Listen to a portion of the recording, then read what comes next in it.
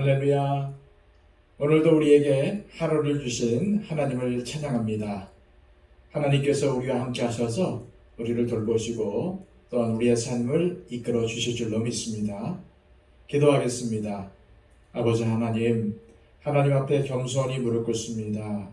하나님 앞에 온유한 마음으로 예배합니다. 주님, 우리가 예배하는 자리에 임재하여 주셔서 우리 한 사람 한 사람을 만져주시고 주님의 장중에 붙들어 주옵소서.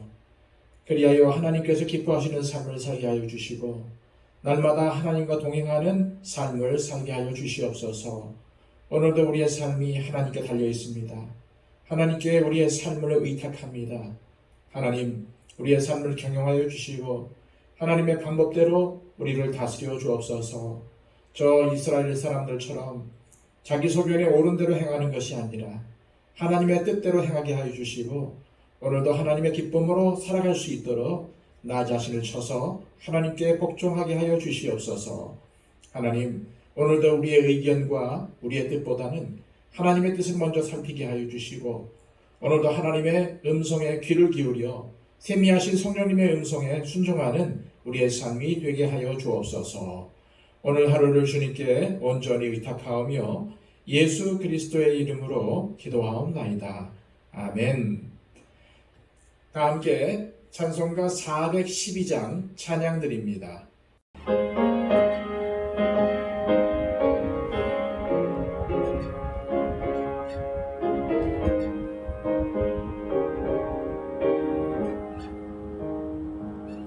내 영혼을 그 깊은 데서 맑은 가락이 울려나네.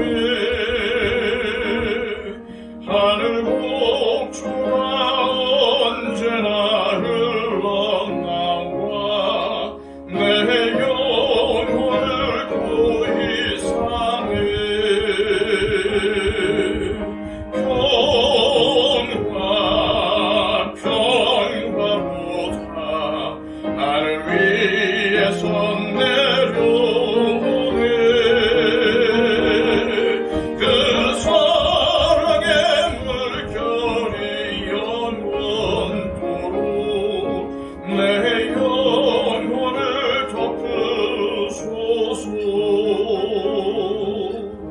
내 맘속에 솟아난 이 평화는 깊이 묻힌 고백으로다.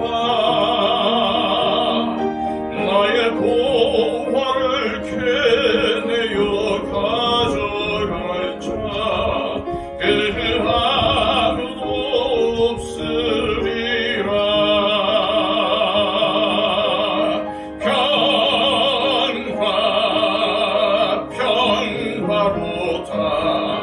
하늘 위에서 내려오네.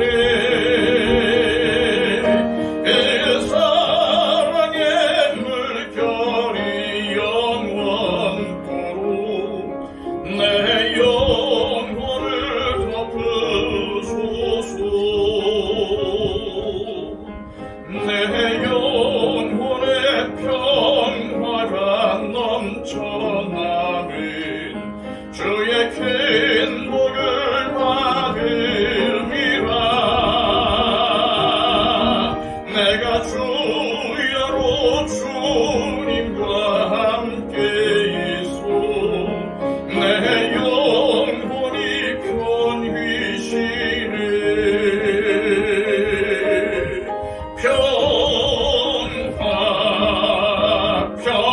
평화로다. 하늘 위에서 내려오네.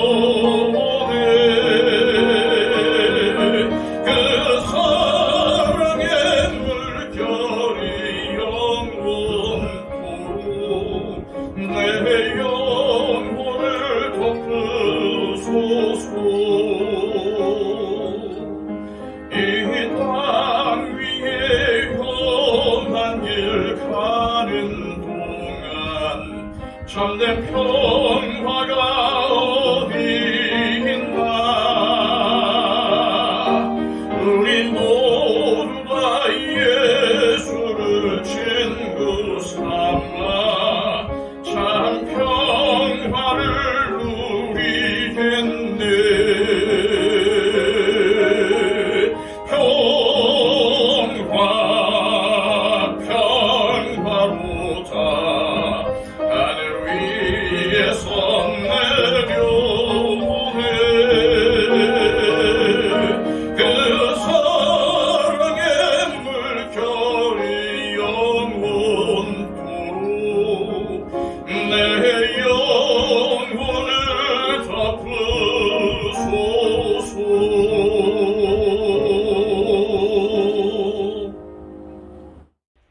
우리에게 주시는 하나님의 말씀은 구약성경 룻기 1장 1절에서 7절까지의 말씀입니다. 구약성경 402쪽입니다. 사사들이 치리하던 때에 그 땅에 흉년이 드니라. 유다 베들레헴에 한 사람이 그의 아내와 두 아들을 데리고 모압 지방에 가서 거류하였는데 그 사람의 이름은 엘리멜렉이요 그의 아내의 이름은 나오미요 그의 두 아들의 이름은 말론과 기련이니 유다 베들레헴 에브랏 사람들이더라. 그들이 모압 지방에 들어가서 거기 살더니 나오미의 남편 엘리멜렉이 죽고 나오미와 그의 두 아들이 남았으며 그들은 모압 여자 중에서 그들의 아내를 맞이하였는데 하나의 이름은 오르바요 하나의 이름은 루시더라. 그들이 거기에 거주한 지 10년쯤에 말론과 기련 두 사람이 다 죽고 그 여인은 두 아들과 남편의 뒤에 남았더라. 그 여인이 모압 지방에서 여호와께서 자기 백성을 돌보시사 그들에게 양식을 주셨다 함을 듣고 이에 두 며느리와 함께 일어나 모압 지방에서 돌아오려 하여 있던 곳에서 나오고 두 며느리도 그와 함께하여 유다 땅으로 돌아오려고 길을 가다가 아멘. 오늘부터는 사사기의 뒤를 이어 룻기를 함께 살펴보려고 합니다. 룻기는 구약 성경의 순서상 사사기 다음에 등장하는 말씀이지요.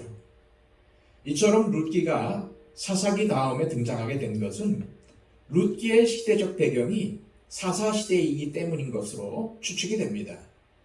1절입니다. 사사들이 치리하던 때에 그 땅에 흉년이 드니라. 유다 베들레헴에 한 사람이 그의 아내와 두 아들을 데리고 모압 지방에 가서 거류하였는데 이처럼 1절 말씀은 룻기의 시대적 배경이 사사시대라는 점을 분명히 밝히고 있습니다. 그렇다면 사사시대는 어떠한 시대입니까? 사사기의 마지막 말씀에 기록이 되어 있는 대로 그 시대는 이스라엘의 왕이 없으므로 사람이 각각 자기의 소견에 옳은 대로 행하였던 시대였습니다. 하나님께서 가나안 땅을 이스라엘에게 주신 목적은 그곳에서 그저 잘 먹고 잘 살라는 뜻이 아니었습니다. 하나님을 알고 하나님께 율법을 받은 이스라엘 백성들이 가나안 땅에서 거룩한 제사장 나라를 세우길 하나님은 원하셨던 것입니다. 그렇다면 가나안 땅이 거룩한 제사장의 나라가 되게 하는 동력은 어디에 있는 것일까요? 그것은 오직 하나, 하나님을 유일하신 왕으로 섬기며 그분의 법에 순종하며 사는 이스라엘 백성들의 신앙에 달려 있었던 것입니다. 하지만 사사기를 통해 살펴보았던 이스라엘은 가나안 땅에서 어떠했습니까? 그들은 시간이 지나면서 하나님만을 섬기기보다는 가나안 민족들이 섬겼던 신들도 함께 섬기기 시작했습니다. 제사장의 나라를 이루라는 하나님의 명령은 있고 어떻게 하면 더 많은 재물을 모으고 편안하게 살 것인가에 대해 더 관심을 기울이기 시작했습니다. 게다가 그들은 급속도로 가나안 우상 문화에 동화되어 갔습니다. 이스라엘 백성들의 이러한 모습 때문에 하나님은 이방 민족을 통해서 그들을 징계하시고 회개할 기회를 주셨지만 소용이 없었습니다. 사사기의 마지막 말씀이 밝히고 있는 것처럼 그들은 언제나 자신의 소견에 옳은 대로 행할 뿐이었습니다. 그래서 어떠한 결과를 낳았나요? 급기야 동족 간의 피비린내 나는 전쟁으로까지 이어지지 않았습니까? 사사기의 이스라엘 백성들은 폭력과 거짓, 위선, 살인, 간음 등 죄인된 인간이 행할 수 있는 일은 모두 범했습니다. 이것이 하나님을 잃어버린 이름뿐인 제사장의 나라, 이스라엘이 처한 현실이었습니다. 바로 이 시기에 유다 베들레헴에는 엘리멜렉이라는 사람이 살고 있었습니다. 그런데 그들이 살던 곳에 엄청난 기근이 들어서 도저히 정상적인 생활을 할 수가 없는 지경에 이른 것입니다. 그래서 결국 엘리멜렉과 그의 아내인 나오미 그리고 두 아들은 모압 땅으로 이주해서 살게 되었습니다. 이처럼 흉년을 피해 모압 땅에 정착하게 되었지만 이 가정은 모압 땅에서마저 더 절망적인 상황에 내몰리게 됩니다. 집안의 가장이었던 엘리멜렉이 죽게 된 것입니다. 따라서 그의 부인인 나오미와 두 아들은 악착같이 생계를 꾸려나가야 했습니다. 그리고 장성한 두 아들은 모압 여인들과 결혼을 하게 되었습니다. 하지만 그러한 기쁨도 잠시였습니다. 어떠한 이유인지는 알 수가 없지만 두 아들 모두 죽게 되었습니다.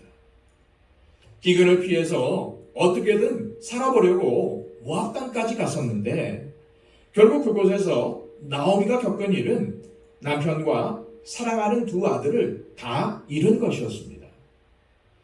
이보다 더 절망적인 일이 세상에 어디 있겠습니까? 결국 나오미의 집은 3명의 과부만 남게 되는 너무나도 비참한 처지에 놓이고야 말았고 더 이상 나오미가 모압 땅에서 살아야 할 이유조차 사라지게 된 것입니다. 그런데 이처럼 전혀 희망의 기미라고는 보이지 않던 나오미의 삶이 새로운 전환을 받게 됩니다. 6절 말씀입니다. 그 여인이 모압 지방에서 여호와께서 자기 백성을 돌보시사 그들에게 양식을 주셨다 함을 듣고 이에 두 며느리와 함께 일어나 모압 지방에서 돌아오려 하여 불행이 연속되었던 나오미에게 새로운 기회가 찾아온 것입니다. 즉 고향 땅으로 되돌아갈 수 있는 기회를 만난 것이죠. 나오미는 하나님께서 이스라엘 백성들에게 양식을 주셨다는 소식을 전해 들었습니다. 고향 땅에 드디어 풍년이 든 것입니다. 그래서 나오미는 이방 땅에서의 생활을 정리하고 고향으로 돌아가기로 결심하게 됩니다. 바로 여기까지가 오늘 우리가 함께 읽은 본문의 내용입니다. 우리는 인생을 살면서 벽에 부딪힐 때가 종종 있습니다. 중병에 걸렸을 때, 사업이 망했을 때, 사람에게 깊은 상처를 받았을 때, 돈이 없을 때, 아무도 나라는 존재를 알아주지 않을 때, 인생의 무게가 너무도 버거움을 느낄 때에 연약한 인간은 쓰러지고 절망합니다. 더군다나 그 절망의 끝이 너무나도 멀게 느껴질 때 어떤 사람들은 극단적인 선택마저 하지 않습니까? 우리는 성경에서 가장 큰 고통과 절망을 경험했던 인물로 욥을 꼽습니다. 하지만 나오미가 처한 상황도 마찬가지였습니다. 더군다나 나오미는 여자였습니다. 그리고 또 과부였습니다. 당시 배경에서 본다면은 나오미는 어디에서도 보호받지 못하는 약자를 대표하는 존재였던 것입니다. 그런데 그런 나오미에게 어느 날 희망의 메시지가 전해졌습니다. 고향 땅이 가뭄에서 벗어나 풍년이 왔다는 소식을 듣게 된 것입니다. 그녀는 모든 것이 끝난 줄 알았습니다. 하지만 하나님은 나오미에게 다시 새로운 소망을 주셨습니다. 이처럼 룻기는 가장 절망스러운 가정을 우리에게 보여주면서 그 가정을 내버려 두지 않으시고 다시 새롭게 일으켜 세우시는 하나님의 역사를 보여주고 있는 것입니다. 따라서 앞으로 살펴보게 될 룻기는 사사기와는 전혀 반대의 양상을 보여줍니다. 사사기는 처음엔 가나안 땅에 정착한 이스라엘 백성들의 모습 속에서 희망을 찾아볼 수 있었습니다. 하지만 점점 시간이 갈수록 희망은 절망으로 변해갔습니다. 물론 그 절망은 이스라엘 민족이 스스로 자초한 일이었습니다. 하지만 동시대를 살고 있었던 나오미의 가정은 이와는 정반대의 모습을 보여주고 있습니다. 세상은 희망에서 절망으로 바뀌어 가고 있지만 나오미의 가정은 오히려 절망에서 희망으로 바뀌어가는 가정을 우리에게 보여주고 있습니다. 바로 그 중심에 하나님의 긍휼하심이 함께하고 있는 것입니다. 오늘 우리가 반드시 붙잡아야 할 것은 소망입니다. 하나님께서 캄캄한 암흑 같았던 나오미의 가정에 기쁜 소식을 전해주신 것처럼 오늘도 하나님은 절망에 빠져 있거나 지쳐있는 영혼에게 전혀 예상치 못한 소망의 메시지를 전해주시고 계십니다. 우리가 어려움 중에서도 삶을 포기하지 말아야 하는 이유가 바로 여기에 있습니다. 막다른 골목에서 하나님은 우리에게 구원의 손길을 내밀어 주십니다. 이제는 죽었다고 하는 그런 순간에 하나님은 전혀 예상치 못한 방법으로 우리를 다시 살려주십니다. 우리의 가정에도 이러한 하나님의 역사가 함께 하신다는 것을 믿으시기 바랍니다. 우리 가정의 주인은 누구십니까? 그렇습니다. 하나님이십니다. 하나님을 주인으로 섬기는 가정은 반드시 하나님께서 책임져 주십니다. 이 믿음만 붙잡는다면 우리는 반드시 승리하는 인생을 살 수 있습니다. 주님 안에서 우리는 다시 일어날 수가 있는 것입니다. 다시 회복될 수 있습니다. 이 시간 기도하실 때 하나님, 비록 내가 우리 가정이 절망적인 상황 가운데 있더라도 절망하거나 포기하지 않게 하옵소서. 무엇보다 소망이 하나님께 있음을 믿고 믿음의 눈을 들어 하나님만 바라보게 하옵소서라고 기도하시길 바랍니다. 그리고 우리의 중보가 필요한 분들을 기억하며 중보해 주시길 바랍니다. 하나님께서 우리가 사랑하는 자들에게 건강을 주시고 또 믿음을 주시고 또 여러 가지 고난과 고통으로부터 벗어날 수 있는 소망을 주시기를 기도하시길 바랍니다. 박영재 집사님, 이복진 권사님 건강을 위해서 중보해 주시고요. 오늘도 온 세상에 복음을 전파하는 선교사님들을 위해서 중보해 주시기를 바랍니다. 다 함께 기도하겠습니다.